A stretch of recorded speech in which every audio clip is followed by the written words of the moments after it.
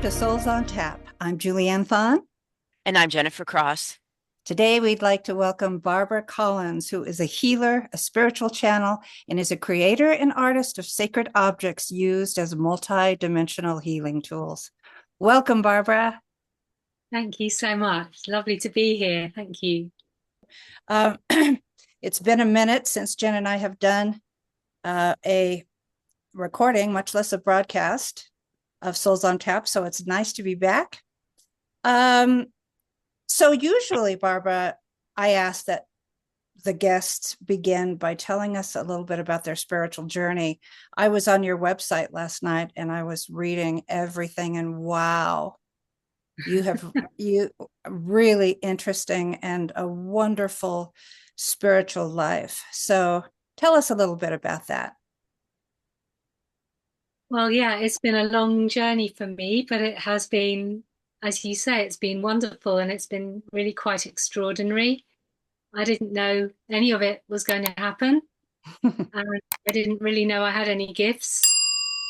But once I made that commitment, once I realized that I did, as with anything in life, once you commit to it, the universe will start to bring you what you need. And so it's been through many phases, really. But I started channeling spirit 30 years ago, really, in my 30s. And then it has just evolved gradually over that time. But really, in my 50s, it really amped up a lot. So, yeah, it was like it came through, and then it was something that was developing over many years. But there's been certain periods when it has really stepped up a notch, if you like. So Yeah. what would you say is your primary gift? That's probably not the way to ask this question, but which gift did you acquire first? Well, the first gift was spirit actually speaking through me in what you would call trance mediumship, so using my voice. And I would say that my primary gift is the channeling, really, of spirit coming through me, whether it's through my hands with the artworks I make, or whether it's giving me information or showing me images so that I'm working more intuitively. But basically, in a way, we're all energy channels. But for me, because I've done this many lifetimes, I have specific ways in which they can work with me. So everything I do is channeled. So I would say the channeling, because that covers everything, really. Are you one of those people who has your regulars that come through to you, or do you just channel anybody that happens to resonate with you? Well, I have a team now. I reached a certain point where I was told that they had created a team. And I think it started off with spirit guides when I first started. And then, as I say, it amped up to ascended masters and archangels. And then I was working with Metatron, who is he's an ascended master and an archangel. And he tends to work with those who are on what we would call an ascension path, who are developing their gifts. So he worked with me for probably about 10 years. And then he handed me over a few years ago and said, right, I've done you've reached a certain level. Now you're ready to have your own. And so when I channel for clients, it's usually from the same group, I would say. There are some ascended masters that I've never channeled. There are some archangels that I've never channeled. But if you would like me to sort of list, I would say Metatron, Mother Mary, Mary Magdalene, Kali Ma, sometimes Aphrodite, Isis of the Nile, um, Archangel Raphael, occasionally Jophiel, Sandalphon, but I would say those are the main ones. Quite a team.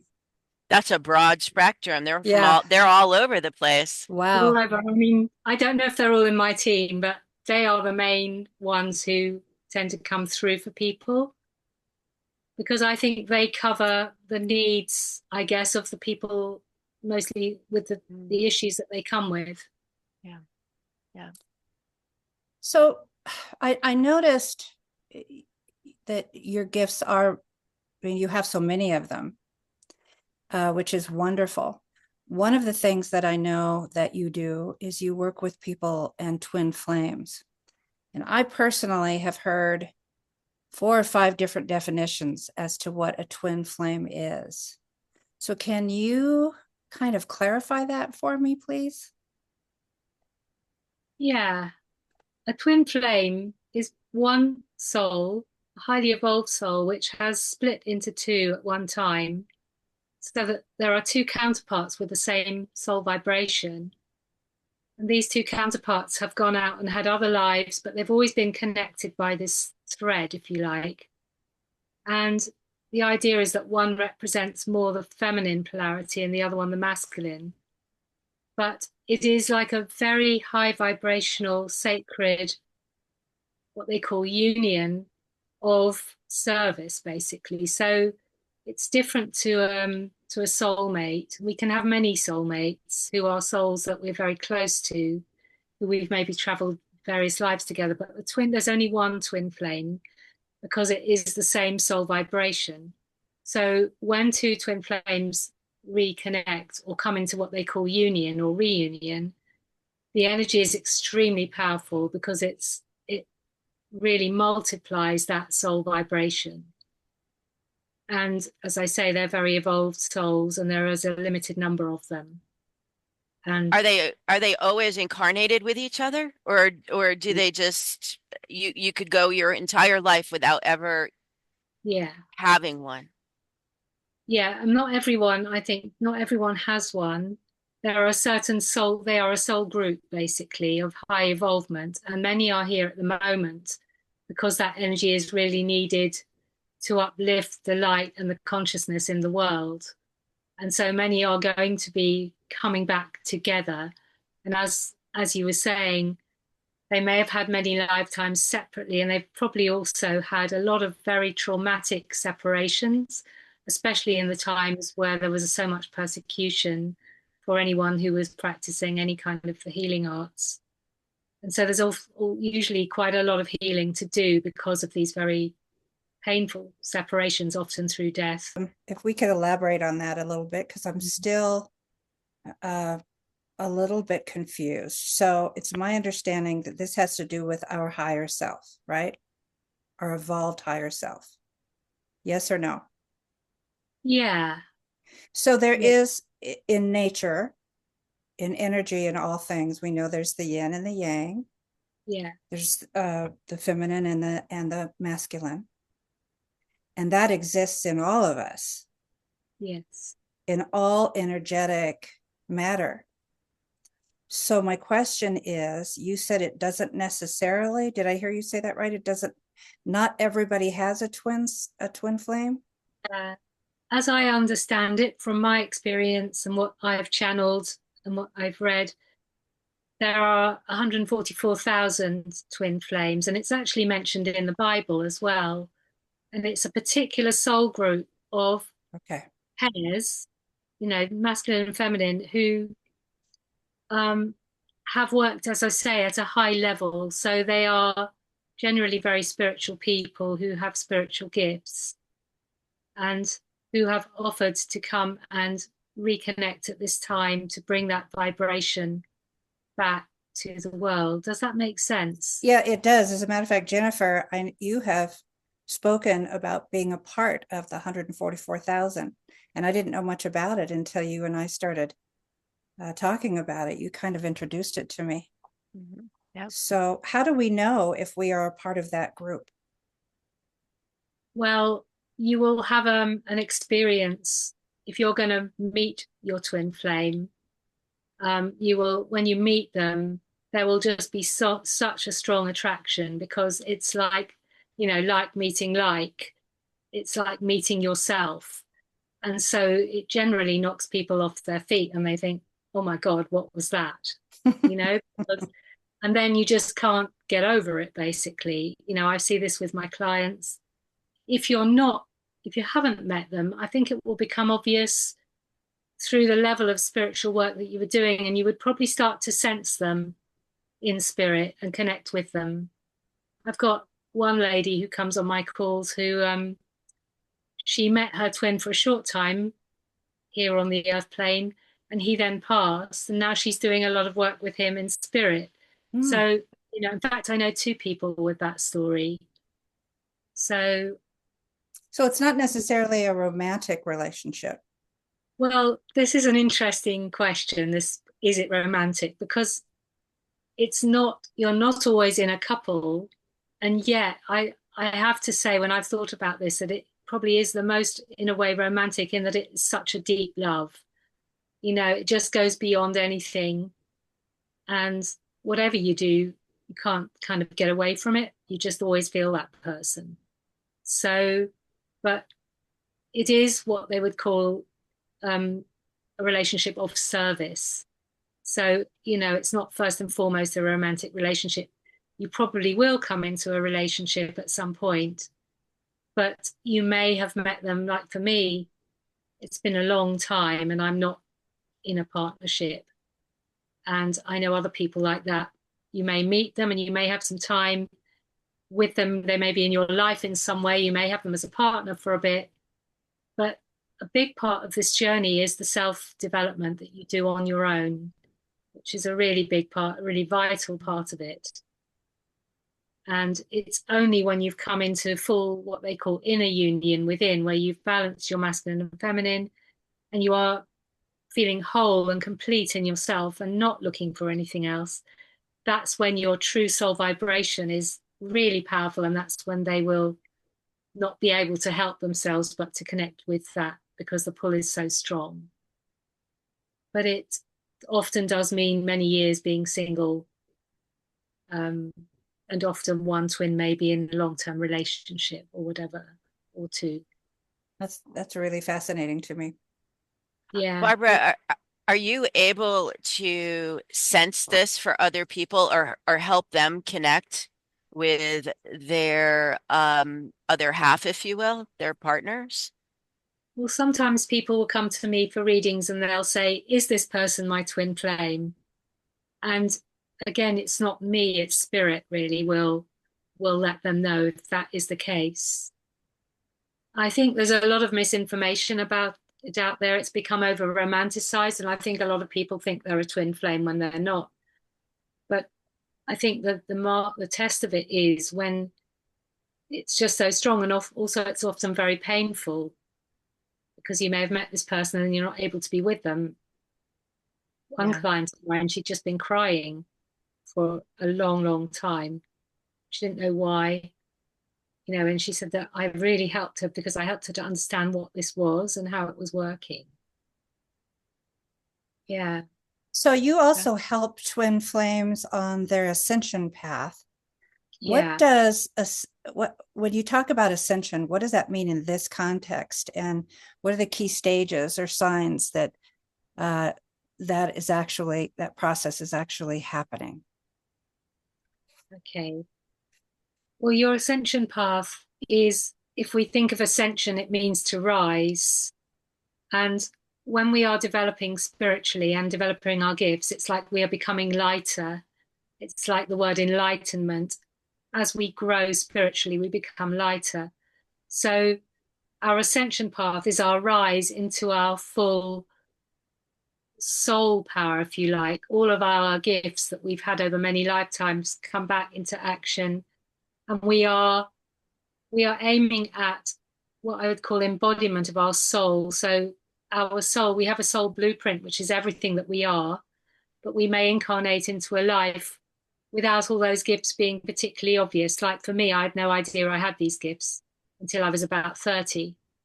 And so in Ascension, we are basically developing our gifts, and we're also learning spiritually, because this work comes with a level of responsibility and also calls on you to really have a level of consciousness about how to use it, and to learn about non-judgment, personal responsibility, coming out of drama, all those sort of things, really learning to master the ego as much as anything.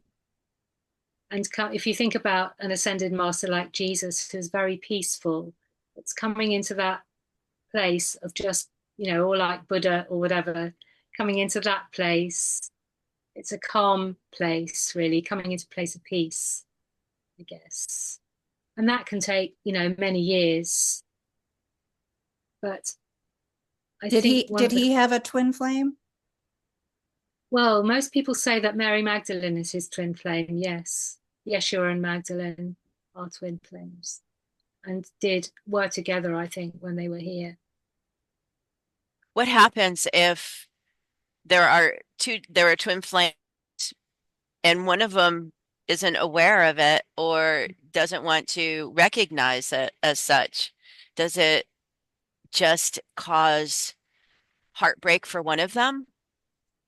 Well, that is really quite often the case because the way it works is that the feminine, which is usually the woman, the one who's carrying the divine feminine vibration, is the leader, if you like. So the feminine does the work on herself, knowing that everything she does goes to the masculine because they're connected, they're one soul. And sometimes the masculine, usually is not aware of that. They'll be aware that there's a strong pull to this person if they've met. But what was the other part of your question? Sorry. If one is aware and one is not or doesn't want to recognize it, does the other one just have to have heartbreak because they're aware of it? And I would think that if it were me, how could I ever have another relationship knowing that that was there? Well, that's exactly what happens. And this is why it is so challenging for the feminine because there is a push-pull dynamic. So, for the one who knows about it, there's such a pull to go to their twin. And yet the more they push towards them, the more they will pull away. It's called the runner and the chaser in the terminology that they use. And so you have to actually stand back and focus on you, which can be very, very hard. And, I find a lot in readings, people are saying, what's going on with him? And it's like, what's happening? And it's like, you don't focus on them. But it took me many years to get to that point. It can be very torturous if you're seeing this person and you're not able to be with them for whatever reason, because the feelings are very strong. So that means that they don't necessarily both so of the twins, it's not an absolute that they'll both be aware that they're twin flames. It's a twin of the other individual's soul. For instance, in one case I know, the masculine knows that there have been past lives with them, knows that they've had lives together, but doesn't know about the twin flame aspect. And it's generally better not to tell them because generally they are overwhelmed because they're often in another relationship and they know that there's this incredible connection and chemistry with this person. And they usually just run because they don't know what to do with it. It's kind of too much. But they're also incredibly pulled because it's so kind of exciting. It's like meeting someone just like you. And it's quite a big deal. And the level of love as well is so strong. So what is the work that you do with all of this? I mean, it's massive. What is your specialty here? Well, with the twin flames, I would say, I've got a program called Unite, which is over 4 months. And this has come through from Spirit. And we are working with both twins, the one who's with me and their beloved, as they're often known. And we're able to do that. We're able to work with their higher self and with their higher self's consent. And so there are kind of sections of it. We will do healing for the client who's with me and for the twin flame that may be with do you know what I'm talking about when I mention timelines? Yes. So there may be healing and especially trauma from past lives or in their families that gets healed. And then there's a section on rebalancing the energies between them, like with the chakras, to help the energy flow more easily between them. And this is not in any way to manipulate anything, because spirit always say you can't speed it up, you can't slow it down. Nothing you're going to do is actually have any effect on it. And the more you try to control it, the less it will happen. So, but basically working with their energies to bring them into more harmony. We often work, actually, two people I didn't mention are Lilith and Merlin, who you always come through for the twin flames, and both have beautiful caves in the deep in the earth where we go. And they often do this. They will stand the twins opposite. They will join them through the third eye, through the heart. And they will also sometimes do sacred rituals as well to honor the level of development they've had. They might give them a crown or a crystal. They might align them with the stars that they were born with, those kind of things. So that's another section, as well as these sacred ceremonies and rituals. And then there's also a section on developing communication, because there's often quite a lot of telepathy and intuitive feeling of the other partner. You just sense them a lot. And yeah, it's something that can be worked on. Spirit will create a kind of container space where you can connect and send them a message and intuitively receive a message back. So that's really wonderful as well for people. And I actually offer, just to say, on Sunday I'm doing one, I offer a free Zoom call where it's called Channeling for Twin Flames, where Spirit set up a guided visualization where the person who's on the call can connect with their twin. You know, it may be in a forest glade, it may be in a temple, whatever, but it's an opportunity for them in their higher selves to connect. Do you have to know who your twin flame is, or can you just call them in? You can just call them in. And I would say the other part of the work I do is very much about life mission. So you have your own mission, but you also have your twin flame mission. And for instance, one lady I was working with, her twin flame mission was to help souls who are going from one life to the next, either from here to spirit or from spirit to here. And she does know her twin flame. She's not with him, but he has been around people passing his whole life and works in a funeral place. So it's like, that is there. And that she was told a lot about that. So spirit will often come through and will explain what your particular area is. It may be working with herbs. It may be healing, or it may be clairvoyance. You know, everybody has different skills.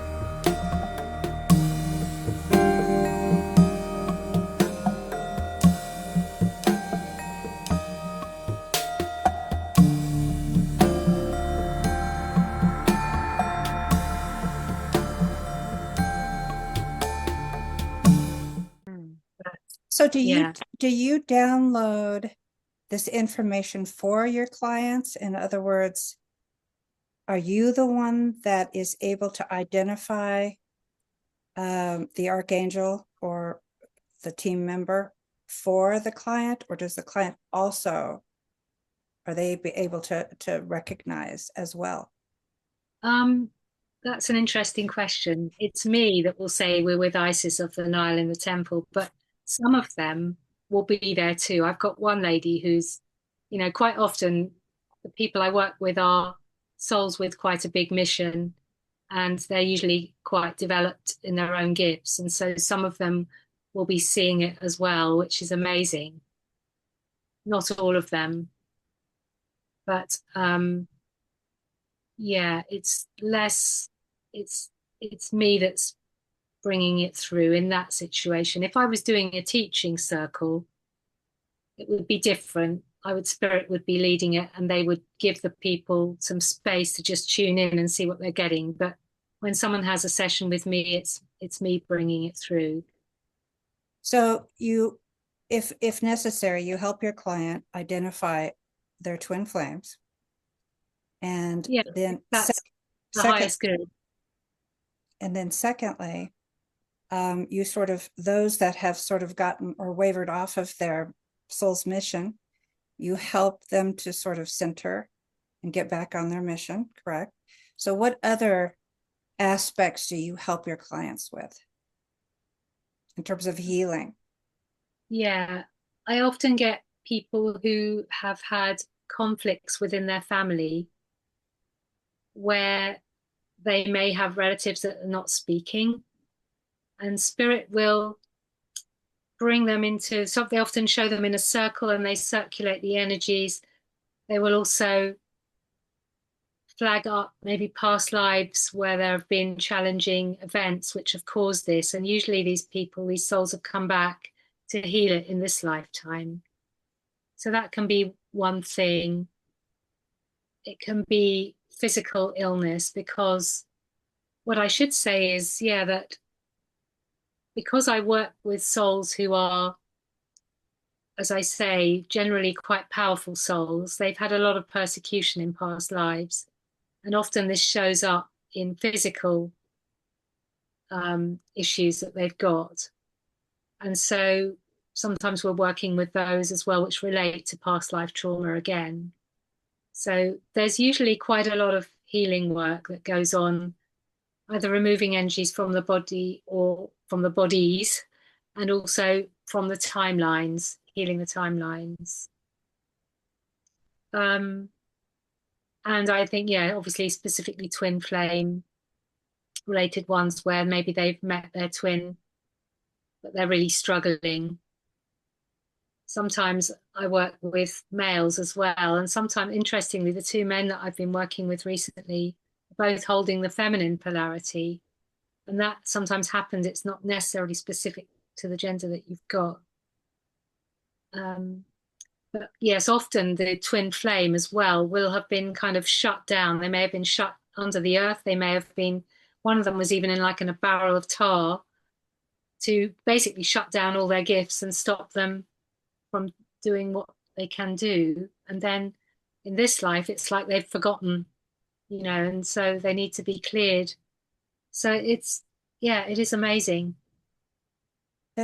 So do your clients actually go into a hypnotic state?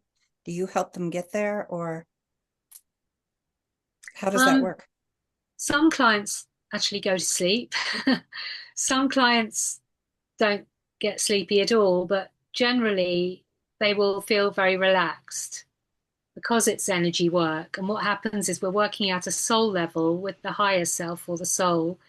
The energy's been being worked on and there, and then that will filter through and integrate into the physical. Usually takes at least 2 weeks and may bring up, difficult feelings,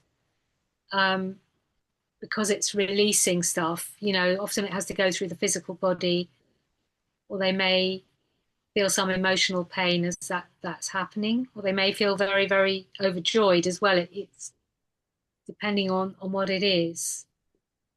Let's talk a little bit about your art, Mm-hmm. because it's just so beautiful. And hopefully you can let the viewer see some of the things that you have done. Can you talk and explain, because you channel during your creativity, right, as well? Yeah, and when we say my art, it's mostly been in ceramics, in making, this is actually made of clay. I know it looks like metal, but it's got a metal coating on it. Um, yeah, it's interesting. I'm not always that aware when I'm making things that it's being channeled. I just work intuitively. And sometimes I have to put my hands over things and I know which symbols to use for which piece. So it's very much guided. And when I was younger and I didn't know about channeling, I just had this sense that these pieces already existed and that I just needed to give them a physical form. It was like they were already there and I was just bringing them in somehow. And so that's how I work. It's not particularly a sacred ritual. It's just that it kind of comes through me. But it's once they're here, then I can sit and tune into them, and then I get the messages from them. And more other people are feeling the energies as well now, which is wonderful for me. Yeah, so true. And I'm also told that just as with a crystal, because these are made of stone and they have silica in them, which are elements that will never break down, as with glass, it's stone and glass really. It, in the same way as a crystal, it gains in power. So it will, these are ascension tools because they are sort of exchanging energy with you and upgrading it. It's like in the same way that we receive energy from spirit, it comes through us, through the earth, and it's constantly upgrading and flowing. It's the same thing with these. So they are upgrading along with you. They are ascending, if you like, along with the person that owns them. Can you tell us about that beautiful bowl that you have right there and what that does, like when you're channeling for you? Yeah, that basically is holding the energy in the room, and it's also clearing the energy. And it's constantly, like a satellite dish, bringing in cosmic multidimensional energy and then grounding it and then sending it out again empowered. So it's constantly upgrading. And yeah, so I guess it's holding the vibration. I need to ask more about this, but I guess what it's doing is holding a high vibration within the space. And also I know with some of my pieces, like this is a little one of my alchemy stones. I don't think you can see that. I love These feel that. very sort of Merlin, they're like a sort of, they look like cast metal. And I'm told that just by planting that, putting it on the ground, that will create an energy portal. But you could also place it, on your body. I've got healers who work with them, using them in the same way as crystals. And then you have the symbols on them. So if we work with it up that way, that's the masculine, and that way is the feminine. So the idea is you can work with pieces, these small pieces, to set intentions. So in the way that I think they used to call them amulets or talismans, and you would have a little object that you would keep for protection. It's a bit like that. So you can work with them on your intentions. And just to say, this piece, for instance, this is a little mini bowl, and that symbol is the gateway symbol. So that would be a symbol that you would work with if you were wanting to start something new. It's like you're going through a gateway into a new time or a new project or whatever it is. Where do these symbols come from? Are they ancient Egyptian? Are they otherworldly? Well, it's interesting because as soon as I left, I did a degree course. As soon as I left art college, I just started making bowls with symbols on them. And I didn't really know what the symbols were for a long time. It was just like, that was what I wanted to do. A lot of circles. It was always very much about circle. And so in more recent times, I've looked up, some of the symbols just to see what they mean, or I've learned more about them. And really, they're not specific. I think, again, it's just intuited, really. But I'd say the circle and the gateway symbol have been very much the strongest ones I've worked with.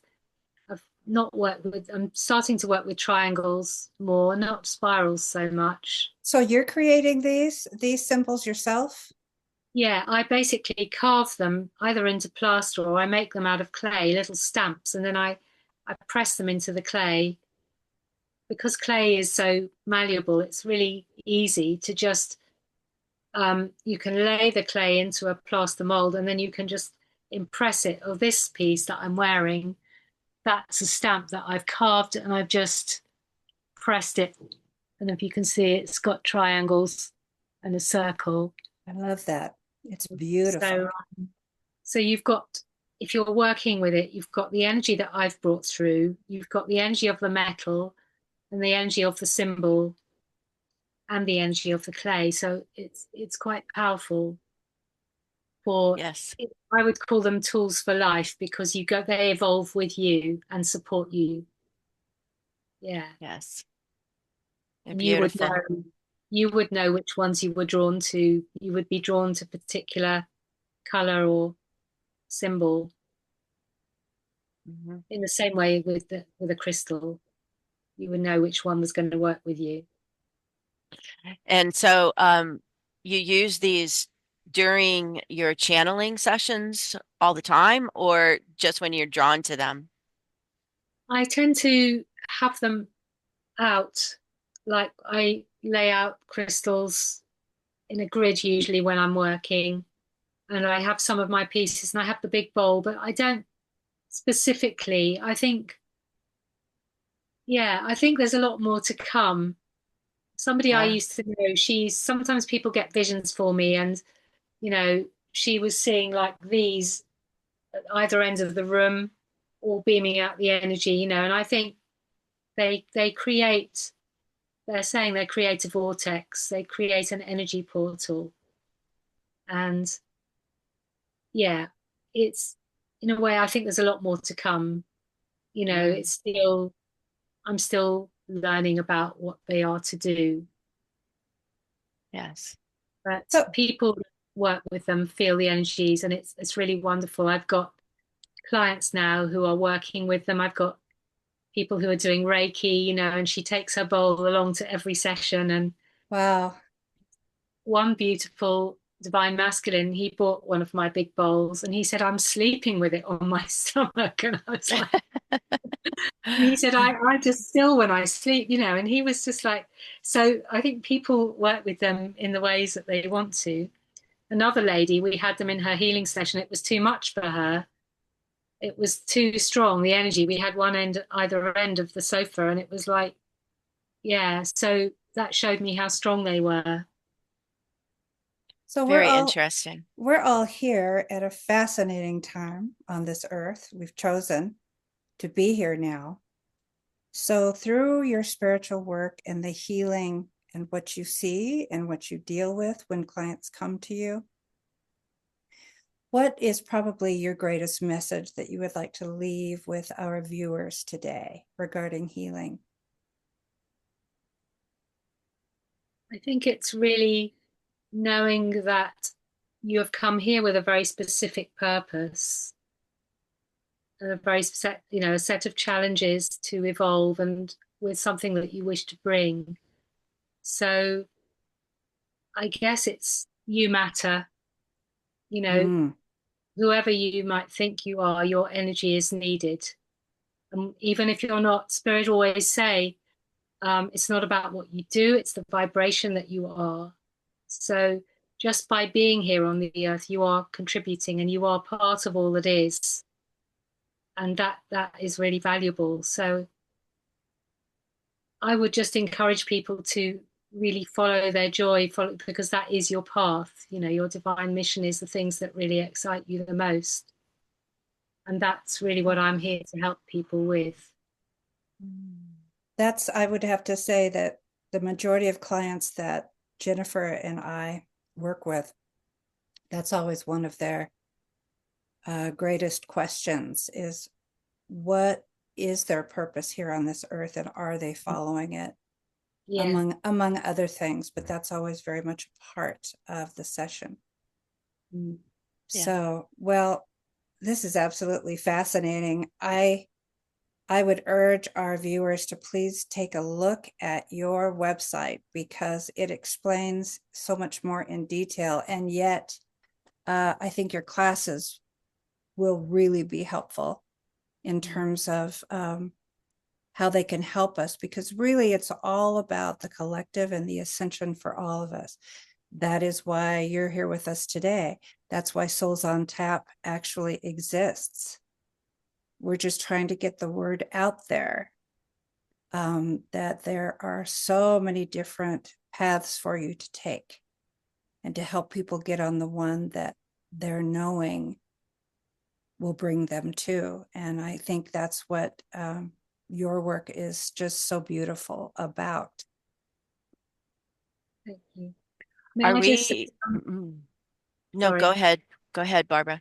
I'm going to say that I do have a YouTube channel where I offer free content, and it's all mostly channeled transmissions, and that by watching those you will receive the energy of them, and that will support your spiritual path basically.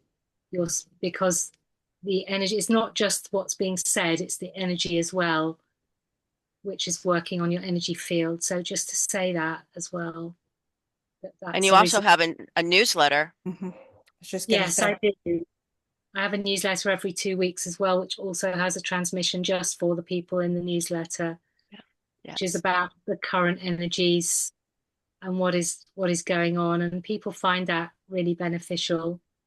And there's Yes. just good news about what I'm doing, what I'm offering as well. Yeah, thank you. It's called With Love from Spirit. Would you like to do a transmission for us today, or Yes. Would you like me to channel from one of my pieces, or would you like me to just channel a message from Spirit to for the whoever's watching? I think whatever you're picking up on is probably that what would be we need. beautiful? Yeah. Yeah. I came in with the intention to channel from a couple of these bowls, Yeah. but Let's do it. Yeah. all right, then. All right. Yes. I'm going to go with this one because it feels like it wants to. So this is bronze luster, which is divine feminine.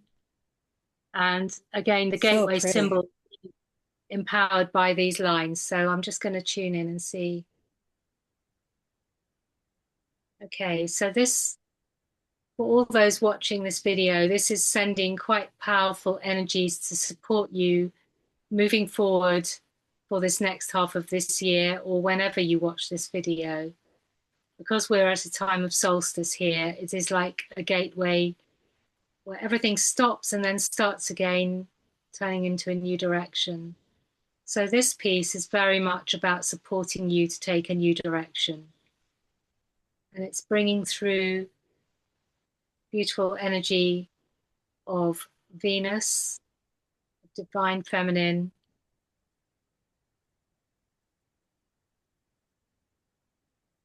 and it's almost like it's creating a path for you. It's creating a protected path forward through this next 6 months. So if you were to work with this piece, that's what it would do.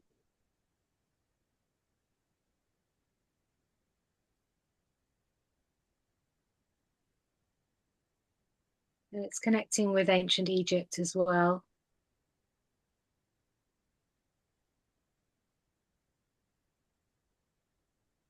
And the sacred Wedget Eye, I think it's called. I don't know much about that, but it's bringing through that energy of clear seeing to help you to clarify your next steps. And so this piece is all about moving forward and grounding that energy in. Because as we take steps, we need to fully establish each step as we go. It's not about rushing, it's about taking a step, integrating it, learning it, and then taking another step. And the lines on this bowl are actually to do with that, not what I thought. I thought they were to amplify the energies. They're not. They're representing a series of steps that you're taking to really ground that energy and to keep you moving forward steadily.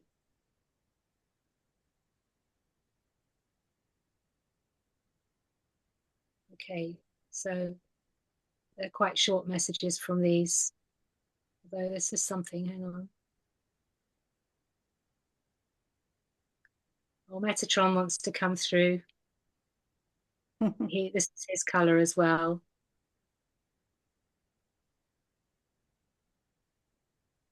He just wishes to really commend everyone watching this on their journey. He's saying it's not been an easy time through this ascension process. Really, we're going back to about 2011. There's been a lot of clearing and a lot of commitment and keeping going through the soul community, keeping following on, even if it's been extremely challenging. And he just wishes to say, well done. Keep going. The rewards are coming now. The rewards are coming. Keep standing in your true power. You are seen. And Spirit are extremely proud and wish to mirror that back to you all.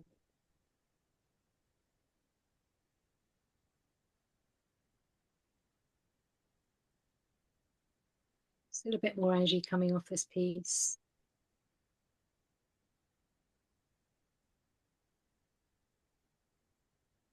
It's just bringing in some planetary from our solar system, some planetary energy.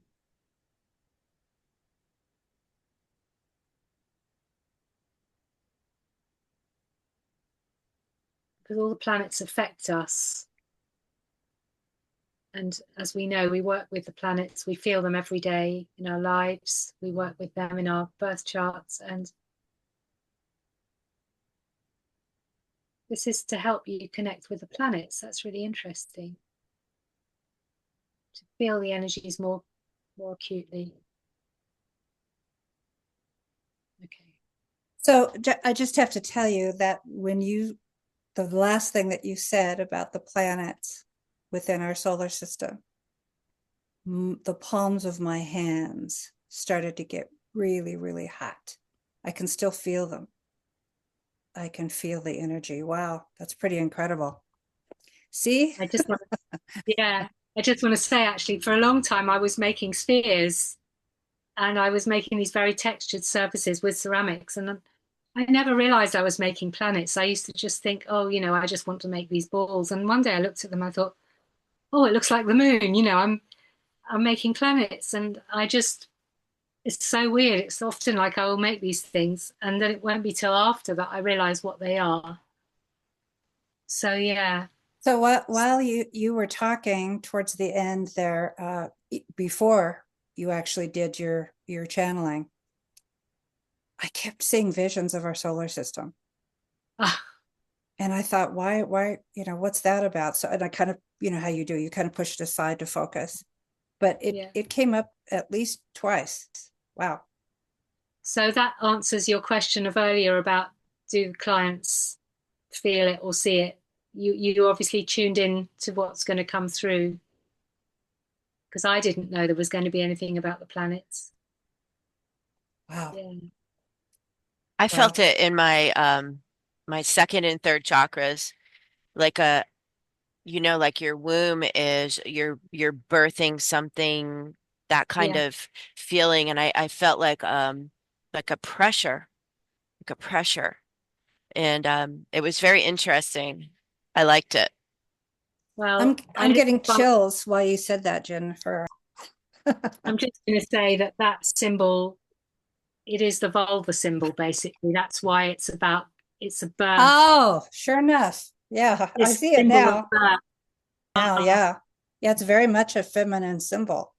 So it's a feminine symbol. Yeah. Yeah. Wow. It is the birth gateway. And so that's womb. why it's powerful, because the womb obviously is our power center. And creation. Life. That's very powerful. Woo.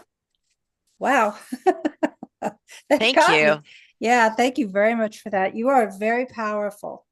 You really are. I mean, that was incredible, what Jennifer and I both felt. Wow. Yeah. So thank you for that. We really appreciate it.